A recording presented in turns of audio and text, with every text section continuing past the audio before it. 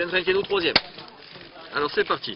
Donc il y a une paracha dans la Torah qui nous explique comment on doit se comporter quand on a trouvé un objet et que cet objet appartient à un juif. Regardez ce qu'il y a marqué. On va vous lire les quelques versets qui en parlent. C'est page 273. Faites attention au café. C'est marqué comme ça. On ne doit pas rester maintenant insensible, ne pas voir le taureau de son ami ou son agneau, ou son veau, pardon, isolé et en s'en détourner les yeux. Hashev Teshivem Lachicha, on devra le rendre. Hashev Teshivem, c'est mitzvah d'Hashavat Aveda. Ah, j'ai pas remis. Oui. Et si maintenant ton ami il n'est pas proche de toi et il ne sait même pas qu'il a perdu, alors j'ai une mitzvah, tu devras le ramener chez toi, et il sera avec toi jusqu'à ce que maintenant tu aies pu lui rendre, enfin qu'il va te le demander, tu vas lui rendre. Il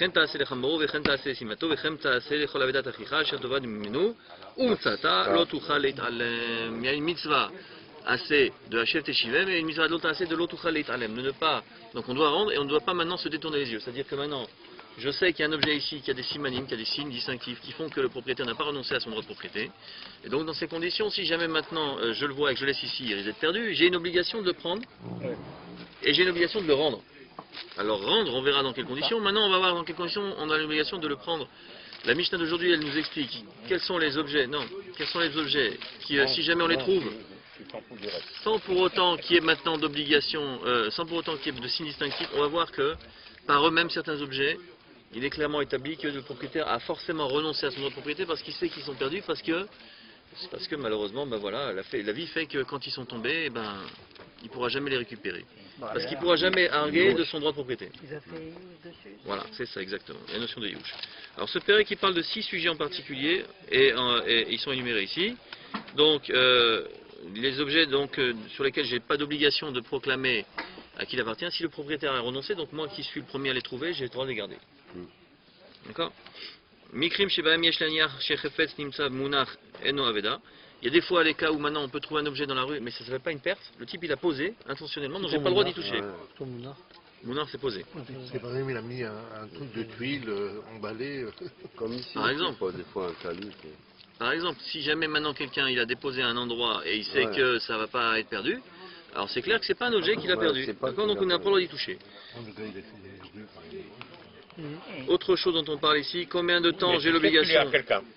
Oui, bien sûr, bien sûr. Donc j'y touche pas.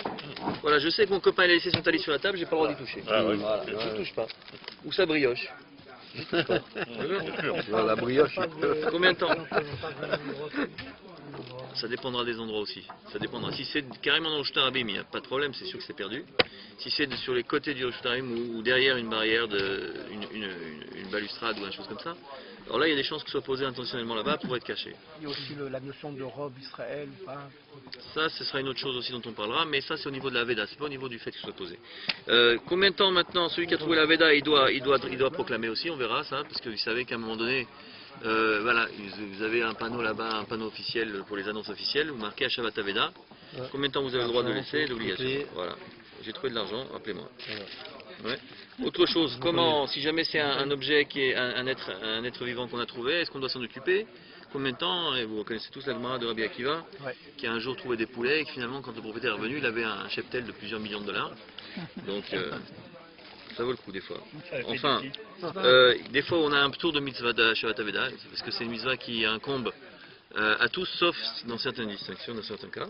Et enfin, dernier cas, si jamais on a le choix entre faire la mitzvah pour deux personnes de deux objets différents, est-ce que maintenant, si on n'a pas la possibilité de s'occuper des deux, comment on fait, lequel on choisit?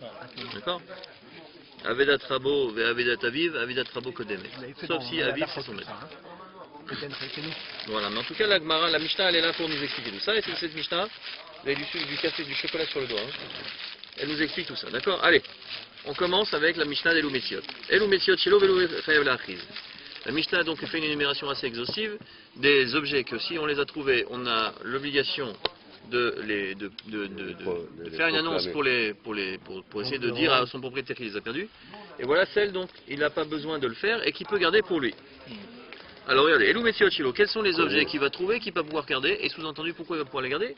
Parce que le propriétaire, n'ayant pas de signe de reconnaissance, il ne va pas pouvoir maintenant se déclarer et ne pouvoir récupérer. Donc l'autre, il fait youch. Donc ça veut dire que si quelqu'un fait youch sur un objet, il a renoncé son nom de propriété, c'est à moi si je le trouve. Ouais. C'est ce qu'on appelle le droit de Zefia Kolakodem Zacha. Le premier qui vient, il se sert. Ok. Elu Matziot Shelo. Alors, Matzah Perot Mefuzarin, Maot Mefuzarot, Krichot Birshut Arabim, Naigule Devela, Kikarot Shel Nartom, Machrozot Shel Dagim, Chatichot Shel Basar, Begidze Tzemera Baot Minatan, Vanitze Pishtan, Ulshonot Shel Agaman, Arelu Shelo, livré Rabbi Meir. Alors ça, c'est une chose que quand on était petit, on écoute, c'est une Mishnah qu'on fait quand on est petit. Ça. Donc, on apprend comme ça un certain nombre de leçons de choses. Qu'est-ce qu'on appelle maintenant les choses qui sont énumérées ici? Et pourquoi? Alors à l'époque, donc, on apprend de la vie des gens, comment ils mangeaient et comment ils faisaient commerce. Et en particulier maintenant un certain nombre d'objets qui étaient des objets de la vie courante, qui puisque maintenant il n'y a pas de signe distinctif, et ben si on les trouve, on peut les garder. Alors les cas sont les suivants. Perot Mefuzarim, si quelqu'un il avait une carriole avec des fruits, et il a fait tomber maintenant de sa carriole les fruits qu'il avait ramassés. Ouais. S'ils sont éparpillés, mais fouzard ça veut dire éparpillé. Si jamais ils sont éparpillés, alors c'est une preuve qu'il ne les a pas entassés à un endroit et que ça ne veut pas dire qu'il les a posés intentionnellement, ça veut dire qu'ils sont perdus. Et qu'est-ce qui ressemble plus à un fruit qu'un fruit? Un fruit. Donc maintenant, qui est-ce qui va pouvoir dire ah mais c'est mes pommes? Ouais. La pomme. Ou c'est mes oignons? Il en a pour ça. Alors, c'est mes oignons, et tu viens, tu dis non, c'est pas tes oignons. Voilà. Je crois que c'est clair. C'est pour ta pomme. De quoi je me mêle? Ok. De quoi je me pèle? Maot Mefuzarot est la même chose. Si j'avais à l'époque, ils avaient des pièces qui étaient entassées d'une certaine manière, l'Agmara elle raconte, si jamais maintenant il a posé des pièces empilées, des pièces de monnaie. Des pièces de monnaie, ça tombe. Alors si elles sont posées d'une certaine manière, en fonction de l'endroit où elles se trouvent effectivement, puisque si jamais c'est dans le Chut Arabim et qu'il y a des goïms qui passent, même si elles sont entassées, empilées, les goïms ils vont faire attention, ils vont dire tiens, oh, c'est à qui ça? C'est un juif? Ah bah tiens, bah, je le prends pour moi, tiens.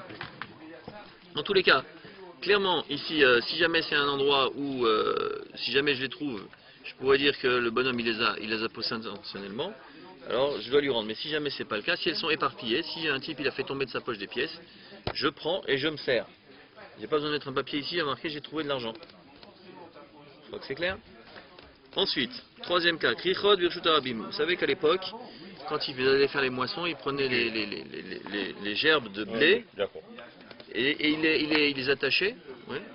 Et quand ils avaient attaché, la manière d'attacher c'était un signe distinctif, un signe de reconnaissance. Ah bah ça c'est le champ de monsieur Arbaz. Et là-bas forcément il avait marqué son nom sur le truc.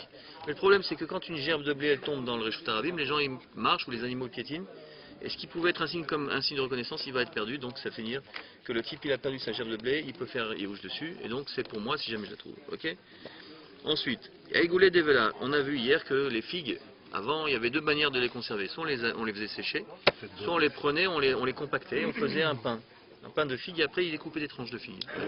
Ça s'appelle Aïgoulé Devela. Les figues c'est comme ça. En tout cas, ouais, les dates maintenant effectivement il est des noyaux, ils en font une espèce de masse. Ouais, et après on s'en sert pour faire les macros. Ouais. En tout cas, Igoulé Devela aussi pareil, à partir du moment où il y a rien qui ressemble plus à un pain de figue qu'un autre pain de figue. Donc si jamais j'en trouve un dans la rue, je me sers et je prends. Kikarot chez Nartom, les pains des boulangers. Ouais, vous prenez une baguette, alors il n'y a pas de signe distinctif. Le pain, les chalotes, on peut reconnaître. On sait que ma femme elle fait des bonnes chalotes, donc forcément c'est les pains de ma femme. On sait que les chalotes des autres c'est moyen main. Ouais, donc. Des Marocains, des Marocains. Ou le khobz, vous connaissez le khobz, ce pain sur les pierres là. Aïe aïe aïe, c'est pain. Tu l'as mangé? Oh là là, Tu mangeais la semaine dernière. le khobz. Le pain sur les pierres là. C'est les gens du sud qui savent dire. Non, c'est le pain. Le khobz ça veut dire le pain. Oui, mais nous on appelle le khobz, c'est le pain sur les pierres. Le pain quoi? Khobz. Oui, pain sur le les quoi? pierres. Ah, Vous avez jamais vu ça, ce pain là sur les pierres là? Ah, les le croque chez nous, c'est le pain, en général. C'est mieux que des pizzas. Non, ça va pas, non. C'est des pains qui Non, sont non, c'est autre chose. croustillants. Tu sais, la pierre elle brûle, cuit, elle fait une croûte en dessous. Ils sont comme ça, ils peuvent faire comme ça. T'as jamais vu un pied de Et pierre? tu vois pas les alvéoles des pierres là? T'as jamais mangé ça? Il y a tu sais, les Constantinois. Il y a une spécialiste, Zichona Ibracha, c'était Madame Alezra. Tu l'as mangé toi aussi? Ah oui, c'est vrai. Et moi j'ai vu les pierres chez Simon. Les pierres elles sont noires, elles sont les pierres, noires. Ils ont pris avec le Elles sont noires, il a dit, Simon il m'a dit, tu mets un il m'a plateau dit moi avec je... des pierres, Dans le four. Ouais, tu chauffes les pierres, après tu peux... Mais une façon de faire, c'est pas c'est pas la farine de l'eau et tu mets, une façon de faire. Il faut savoir. Non, une façon de voir comment on fait. C'est pas que tu mélanges la pâte, tu la mets dans le machin. Non, là-bas, Ça on sort, en a jamais été au restaurant là-bas. ça sort chez Mais papa, eux, généralement, ils font, tu sais, ils Voilà, collent le après. pain contre les parois du mur. Ils font Eshtano comme ça. Oui, oui, c'est Mais c'est c'est pas- pas là. C'est dommage. C'est pour la massa aussi. Noir, les Hein? La massa de Pessa aussi, il l'a fait dans les fours. Non, oui, mais il les collait pas, il les mettait sur le sol. Mais pas Non, complètement. il Ah oui? colle, bien sûr. Et quand ça se décolle, ça veut dire que Ouais, c'est cuit. dès que ça décolle, elle est cuite. Nous, on était je crois que c'était à Kfar Kedem. Là-bas, on faisait ils ont reconstitué un village dans le temps du programme. Ils font le pain comme ça sur des grandes cloches comme ça, qui sautent par en dessous, Ouais. dans de pitotes. Voilà, et il te la colle sur le truc. Et dès Ça que va ça tout se décolle. seul, ça va tout seul. En tout cas, Kikerot Chen Artom, il n'y a rien qui ressemble plus à un pain de boulanger qu'un pain de boulanger, donc on ne peut pas dire maintenant c'est le pain de Madame Alezraz et qu'on a dit ça. D'accord, donc, en tout cas, des pierres noires, j'ai jamais vu des comme ça. Il a dit, je les prends pour moi. Parce Il que m'a dit, souvenir, personne ne ouais, les parce voit. que souvenir. Ouais, il faut faire, il faut faire. Je crois qu'elle le fait. Karine, elle le fait? Ouais. Bon, alors on se revoit les On va aller. Marchozot chez le Dagim. Marchozot chez le Dagim, avant les poissonniers ou les pêcheurs, quand ils avaient récupéré du Les poisson, bancs, ouais. ils avaient une manière de les attacher entre eux. Ils prenaient une espèce de ficelle, ils les attachaient et les poissons, ils étaient presque en filet. Ils étaient vidés comme ça, ils étaient attachés. Alors ça, c'était une manière de faire qui était spécifique aux poissonniers, donc une miasse de filets de poisson. Si on le trouvait, il n'y avait pas de signe distinctif, donc là aussi on pouvait garder. D'accord. Pratique chez le Bassar. Les morceaux de viande, ils étaient aussi découpés d'une certaine manière. Chaud. On faisait surtout ça avec les œufs de poisson. Ah oui? Ah oui, pour les sécher. On les séchait aussi. Non. Hein? C'est la même faute? Bien sûr, mais Les Marocains, ils savent pas ce que c'est d'une faute. mais ça, Dans la viande également, on appelle ça. Si, si, on ça. ne mettait pas la tire, c'était directement Ouais. au soleil. Ah, bravo. C'est pareil pour le poisson, pour la viande. Des morceaux de viande qu'on faisait En sécher. tout cas, à Khatikot El Bassar aussi, les morceaux de viande qui venaient chez le boucher aussi, il n'y a pas de signe Ouais, il y a distinctif, pas on peut les de garder. signe sur la fatigue. Isé à Tsemer, Abaot, Mimidatan, aussi coton. les tontes. Les tontes, quand on avait tondu un client, on avait bien tondu un moudon, pardon. Alors la toison, elle était sans signe distinctif aussi. Si, une fois. Ouais. La vérité, je me suis gratté toute la nuit. Anitse Pishtan aussi, les branches de lin qui avaient été coupées et cassées. Là aussi, préparées avant d'être cardées. Donc aussi, ça c'est quelque chose qui n'a pas de signe distinctif. Le Shonot chez l'Argaman, et à l'époque, Ah oui, c'était Des pas langues du de tout. pourpre. Voilà, Des de langues de pourpre. de pourpre. Ouais. C'est-à-dire c'était de la laine qui était Voilà. peignée, qui était étirée et cardée et qui avait comme ça une forme de langue et qui était comme ça un peu teinte, qui avait la était forme brûlée de de la langue. décoffrage. Et avant que ça serve comme une matière à tisser, donc c'était assez brut comme ça pour qu'il n'y ait pas de signe distinctif. Donc dans tous ces cas-là, Aré Louchelou dit Rabbi Meir. Rabbi Meir il dit que... T'as jamais vu un teinturier? Non, non. Comment est-ce que, à l'origine, comment est-ce que les trucs, des trucs entiers par couleur, et par nature, Les citernes. ouais. Mais il faut voir comment c'est un travail incroyable, Ah, colossal. teinturier. Mon père paternel, ma père maternelle, il était teinturier de... Ah oui? Moi, j'ai Regarde ailleurs. à la choule, on allait, Ah, non, juste à côté, il y avait un teinturier. Ah, il fallait voir toutes les couleurs. Bon, en tout cas, moi je peux vous dire qu'il y en a qui en ont vu toutes les couleurs. Ah ouais. Rabbi Meir dit donc voilà, il n'y a pas de signe distinctif, le propriétaire fait youch, donc c'est clair que maintenant c'est des objets qu'on peut garder. Rabbi Yehuda Omer, Rabbi Yehuda dit, on va prendre un exemple, il dit dans lui, pas besoin de faire une liste exhaustive, c'est à partir du moment où il n'y a pas ce qu'on appelle le chino, il n'y a pas de distinction, il n'y a pas un signe distinctif, Kol, Sheyesh, Bo, Chino, Chayav Lachiz, tout ce qui est maintenant différenciable, que maintenant le propriétaire peut amener comme signe distinctif en disant voilà, tel différencial dans tel objet, ouais. À partir du Proclamer, moment où ouais. maintenant il peut proclamer ça, alors on dit que j'ai l'obligation, si je trouve, de proclamer, de faire une annonce. Si, ça part. Et j'ai dit j'ai trouvé, ouais. Ketzad par exemple, Je peux poser une petite question au niveau de You. oui. Est-ce que c'est quelque chose qui est a priori évident ou bien c'est quelque chose que je dois déclarer comme Non, c'est quelque chose qui est forcément évident parce que si ça l'est pas, ça s'appelle Safek, Yush Misafek, Yush Shilomidat, Laveyush. Donc ça veut dire, est-ce que moi je dois déclarer que je Non, sais? non, sans avoir à le déclarer. Moi je sais que si jamais j'avais de l'argent dans la poche, je mets la main à la poche et que je retrouve pas l'argent, j'ai dit ça et c'est perdu. Ça c'est quelque chose qui est évident. Ouais, Dans la vie, ouais, c'est c'est sûr. évident. Même si Donc, je le dis pas. donc j'ai pas besoin d'attendre si jamais je trouve de l'argent, 6 mois ou un an. C'est clair que Je pense. voilà. Pas que tu le penses, c'est que ça va de soi. Quelqu'un qui a perdu l'argent qu'il a dans sa poche, il y renonce immédiatement parce qu'il sait qu'il peut pas le récupérer. D'accord. Donc Rabbi Yehuda a dit donc chaque fois qu'il y a un objet avec un chinouille, je dois proclamer, comme par exemple Matzaïgul uftocho cheres, le pain de figue qu'il avait compacté. Alors pour montrer que c'était à lui, il mettait un morceau d'argile dedans. Là, c'est Non, il le met dans l'argile. là, c'est un Non, signe. non, il mettait un quoi. morceau d'argile. Un signe. Ah, Alors, Et ça, il dit, moi c'est à moi ce truc-là, parce que Ouais.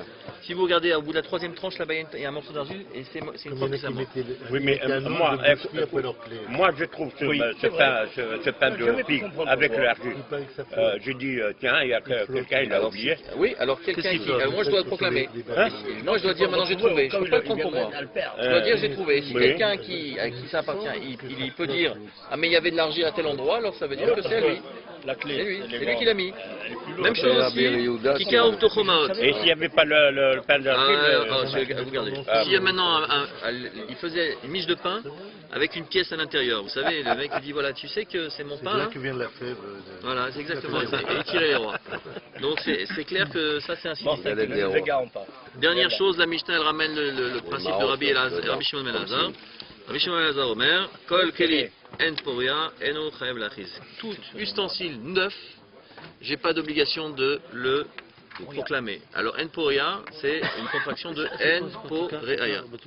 Car c'est une miche de pain. Ah oui, Ah, pas ça. En Poreaya, il n'y a pas ici de preuve. Donc ça veut dire que c'est un ustensile neuf. Il n'y a rien qui ressemble plus à une marmite neuve qu'une marmite neuve. Il n'y a pas marqué dessus non non. Donc Ça sort Donc, du... là, je n'ai pas d'obligation de le proclamer. Donc, si je trouve je une voiture neuve dans la rue, je me sers, je la prends. Un parfum de Jojo. Avec la clé dedans en plus. Marcel, un jour comme aujourd'hui, j'étais dans Ça, un marché, je crois pas. en fin de marché avec du vent. Et je vois les billets de 200 francs qui volaient. 200 francs. 200 francs Les fois Et tu t'es réveillé, celui-là. Je les ramasse. Allez, Salut, Midrash Rabbah.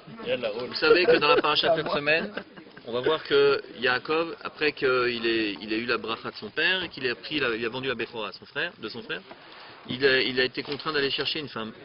Et il est parti, donc Il l'a Rivka, forcé à se marier pour Rivka, trouver rapidement, pour avoir la descendance. Rivka et Yitzhak, ils ont envoyé Yaakov chez Lavan, le frère de Rivka, et qui va être son beau-père, le père de Rachel et Léa. Oui. Et c'est marqué comme ça, vous connaissez l'histoire, que quand il est parti, pour éviter, Rivka a fait ça pour éviter que Esav veuille le tuer. Donc il a dit, voilà, celui-là, si jamais ils restent ensemble, il y en a un qui va mourir. Alors autant qu'il y en ait un, il y en a un qui survive. Et donc il l'a envoyé. Et il se trouve qu'il est parti pour se marier. Et forcément, c'est marqué que quand Eliezer est parti chercher Rivka, il avait 10 chameaux remplis de victuailles et de bonnes choses. Et des boucles d'oreilles et des boucles de nez. Et Ça brillait. ça, ouais, bien comme il faut. C'est-à-dire quand il est parti, il avait de quoi faire. Ouais. Et il s'est marqué que Yaakov, quand il est parti chez Lavan, il n'avait rien. Pas du tout. Alors c'est pas possible. Comment c'est possible que maintenant Yaakov il soit parti les mains vides? Il est pas fou, il est pas fou. Il connaît son beau-frère. Il sait que pour l'acheter, il faut de quoi payer. En fait, il est parti avec beaucoup d'argent. Et il s'est passé une histoire qui est partie de la brioche, qui s'est passée en chemin. C'est qu'au moment où il est parti, elles savent qu'il pouvait pas tuer son frère parce qu'il savait que Yitzhak il voulait pas qu'il le tue. Il a envoyé son fils Eliphaz. Et Eliphaz, il a étudié à l'Yeshiva chez son grand-père Yitzhak. Il était le fils du Hadmour et il était assis à côté de lui à l'Yeshiva. Hein. Il a étudié, il connaissait toute la Mishnah. Et là, il a dit à son fils Eliphaz, tu vas aller prendre Yaakov, tu vas le tuer. Alors le problème, c'est qu'il arrive vers son oncle Yaakov et il dit, écoute, j'ai un gros problème, je ne sais pas comment je dois faire. Je sais que toi, tu es mon oncle, tu es un Talmid Chacham, et la Torah dit, je ne dois pas tuer, mais moi j'ai une mitzvah qui boudavait, mon père il m'a dit, je dois te tuer, qu'est-ce que je fais? Ouais. Vous savez que Rabbi Yaakov Galinsky il raconte dans son livre qu'un jour il était assis à côté du Saipler et il lui dit, le Saipler il regarde, il lui dit, tu sais, je vais te dire un truc, tu sais pourquoi on met nos enfants à la yeshiva? Alors il dit, pour que ce soit des Talmid Chacham, il dit non, on met nos enfants à la yeshiva uniquement pour que plus tard ce ne soient pas des assassins. Il dit pourquoi? Il dit, tu sais, Eliphaz, il était à la yeshiva chez son grand-père Yitzhak, et tout son problème c'est est-ce que je tue, est-ce que je tue pas? Grâce au fait qu'il soit assis à la yeshiva 20 heures par jour à côté du Hadmour, c'est son grand-père, hein, c'est pas qu'il ratait un seder de la yeshiva, que le matin il se levait pas à la tefila et que le soir il allait danser dans les mariages. Enfin, on parle pas de ces bachorim là, hein. On parle de celui qui était assidu à tous les harim. Il dit voilà, son seul dilemme c'est comment on fait, est-ce que je tue ou est-ce que je tue pas? La yeshiva elle sert à ça. Ouais. Et Yaakov il lui a dit, tu sais, c'est marqué comme ça, Ani Chashuv Kamet. Un pauvre c'est considéré comme un mort. Tu vas prendre tous mes biens, je suis considéré comme pauvre, et comme ça c'est comme si tu m'as tué. À la fois tu me tues pas parce que tu respectes la Torah, et à la fois tu fais Kibboud Avayim parce que tu dis à ton père, voilà, Chashuv Kamet. Et c'est pour ça que Yaakov il s'est retrouvé aller chez Lavan, Une main devant. une main devant et une main devant, les deux mains devant, puisqu'il Il avait pas Il n'y a de pas quoi. une main derrière. Non, ça c'était les rapatriés. ça.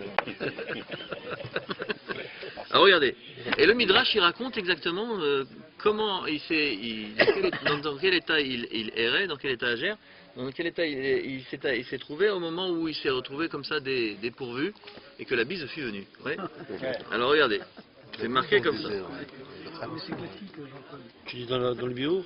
Alors non, je suis dans le Midrash. Rabbi Shemuel Bar Nachman Patah. Rabbi Shemuel Bar Nachman, il commence et il explique dans le Midrash. Vous savez, il y a un verset dans Teilim qu'on lit tous les soirs. Shir la Ma'alot, Esa Enai Elarim Me'ain Yavo Ezri. Oui. Ça veut dire quoi? Alors, cantique des degrés, Esa Enai Elarim. Je lève les yeux vers le ciel, mes yeux vers le ciel. La montagne. Vers les montagnes, pardon. Esa Enai Elarim Me'ain Yavo Ezri, afin de voir d'où me viendra mon aide. Ezri Meim Hashem. Osé Shamaim Varetz, mon aide me viendra d'Hachem qui a créé le ciel et la terre. Il dit ça, ce verset-là, c'est des paroles que Jacob il a prononcées à un moment donné dans sa vie. Et quel c'était ce moment-là? C'était à ce moment précis. C'est parti. Shir la malot esa enai elarim, esa enai elarim, les malfene ou le me'abadene. Alors, quand Jacob il s'est enfui, je suis là dans le bio. Quand Jacob il s'est enfui à Haran, il a dit, je lève les yeux vers les montagnes. Ça veut dire que chez l'Imedouni ve Edrichouni, parce que les montagnes m'ont enseigné et m'ont dirigé. Niskar ani ki em ishtadchu ba'ashirut gedola. Je me souviens que eux ils me montrent, ils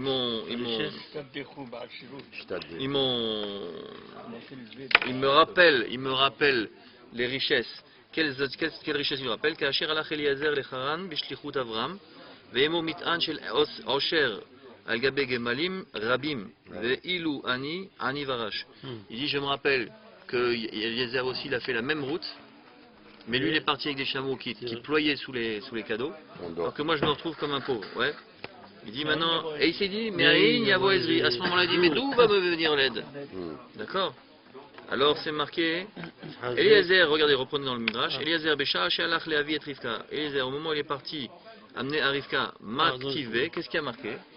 C'est marqué, Vaikach Haeved Asar Gemalim. L'esclave a pris 10 chameaux. Va'ani, et moi, Lo Nezem Echad, j'ai pas ni une boucle de nez. Velo Tsamid Echad, ni un bracelet. Chazar Ve'amar, après il s'est renforcé, il a dit, hé, qu'est-ce que c'est que ce manque de foi? Ouais. Ma'ana Moved Sivrai Min Barai. Comment maintenant je peux maintenant renoncer et perdre mon espoir en mon créateur? Chas fe shalom. À Dieu ne plaise. Let Ana Moved Sivrai Min Barai. Je ne perds pas mon espoir en mon créateur. Et la Ezri me Hashem. Au contraire, toute mon aide elle vient de lui. Ouais. La question qu'on pose c'est qu'est-ce qu'il a pensé Jacob quand il a dit Naïn Yavo Ezri? Quand il s'est posé la question, d'où me vient l'aide? C'est bizarre. Ouais. Alors qu'est-ce qu'il répond ici? On a ici un commentaire du Bet Alevi, Masvir Baal Bet Alevi.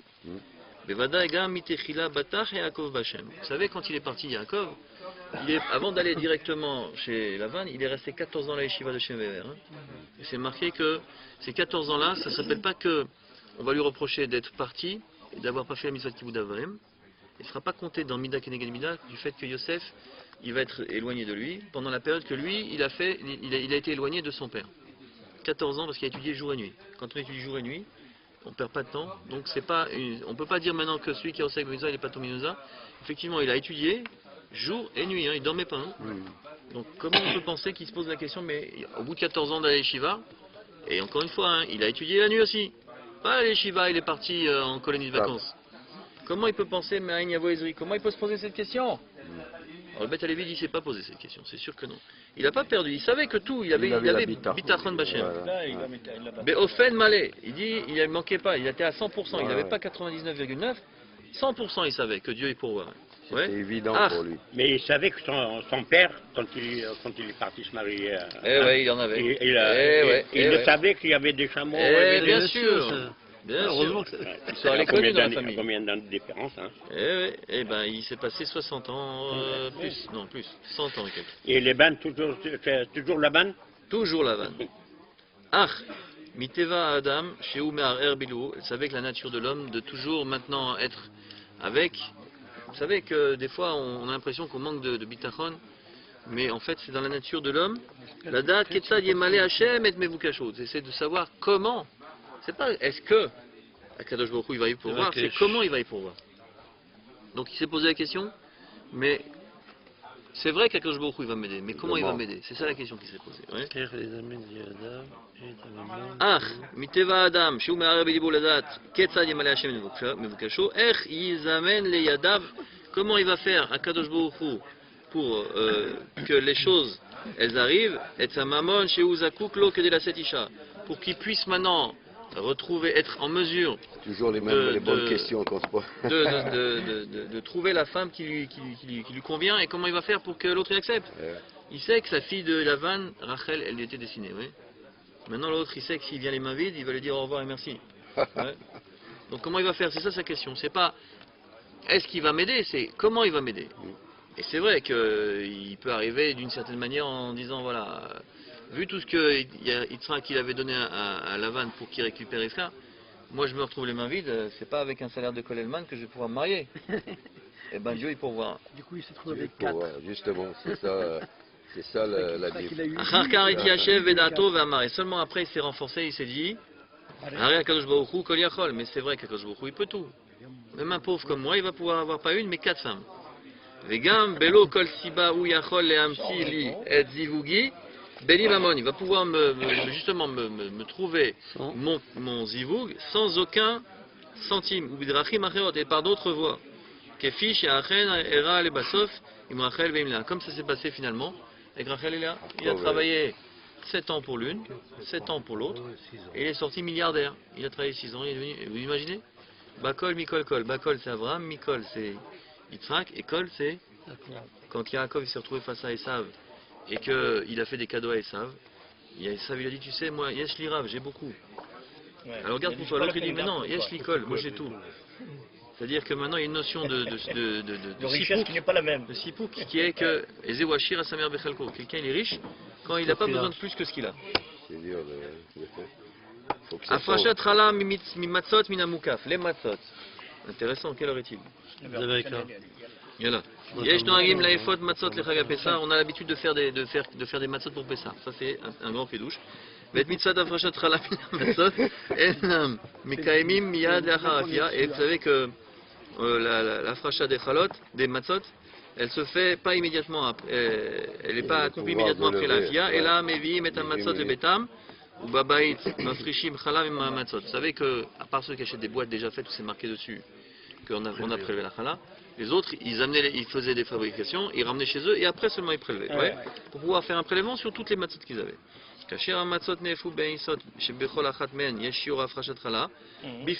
Si maintenant il amène plusieurs paquets et chaque paquet il a une obligation de prélever dessus, et là on a dit il n'y a pas besoin maintenant de les assembler, de les mettre dans la même maison, au même endroit, pour dire que maintenant, puisque maintenant on les assemble, on a un chiyuv, puisque chacun de son côté il a un chiyuv. Tout ce qu'il dit il a déjà dit. Hein. Donc si vous êtes en retard, c'est à cause de lui, c'est pas à cause de moi. Hein. Donc Amnam, צריך לשים לה לב שההפרשה תהיה מן המוקף, mais il faut quand même faire en sorte qu'elle soit maintenant rassemblée. על כן כאשר המצות מונחות בכמה ארגזים, donc si les matzot elles sont posées maintenant dans différents cartons, des garde-manger en quelque sorte. Un gaz c'est des chariots, tu sais, quand on met les des cajots. Des cajots, voilà, Hazak. Voilà.